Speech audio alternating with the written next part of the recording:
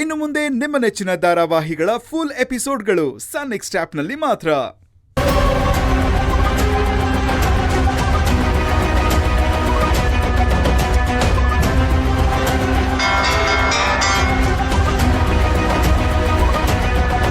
Hello Krishnaveni.